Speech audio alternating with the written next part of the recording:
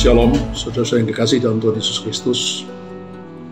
Ketika Tuhan menyuruh bangsa Israel di bawah pimpinan Yosua untuk menaklukkan kota Yeriko, maka mereka mentaati perintah Tuhan dengan benar. Selama 6 hari, bangsa Israel mengelilingi kota Yeriko 1 kali sehari tanpa bersuara sama sekali. Tapi pada hari ke-7, 7 kali Tuhan memerintahkan bangsa Israel untuk mengelilingi kota Yeriko. Dan di akhir mereka mengelilingi yang ke-7 kalinya, Tuhan menyuruh mereka bersorak-sorai sambil meniupkan sangkakala. Saat itu juga sekonyong-konyong tembok kota Yeriko sangat kuat itu roboh dan kota Yeriko berhasil ditaklukkan.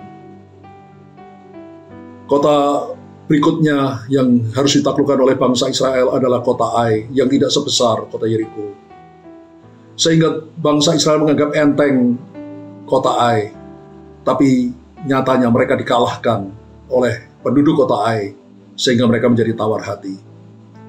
Setelah diadakan penelitian atas perintah Tuhan, maka didapati Ahan, seorang prajurit Yehuda, ternyata telah melanggar perintah Tuhan ketika mereka menaklukkan kota Yeriko. Ahan mengambil barang jarahan yang Tuhan larang untuk dimiliki oleh dirinya sendiri.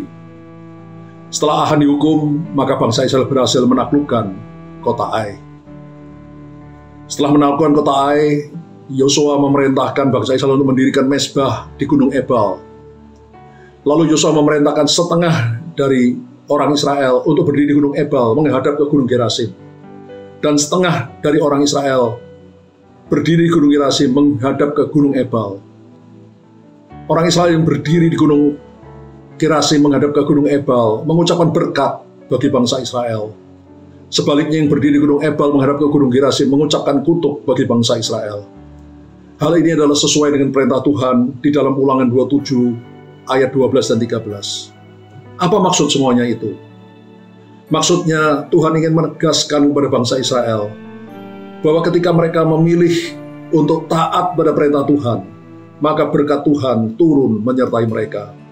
Sebaliknya ketika mereka memilih untuk melanggar, menolak perintah Tuhan, maka kutuklah yang akan mereka alami. Jadi kemenangan bangsa Israel di kota Yeriko bukan karena kehebatan mereka, tapi karena Tuhan menyertai dan memberkati mereka.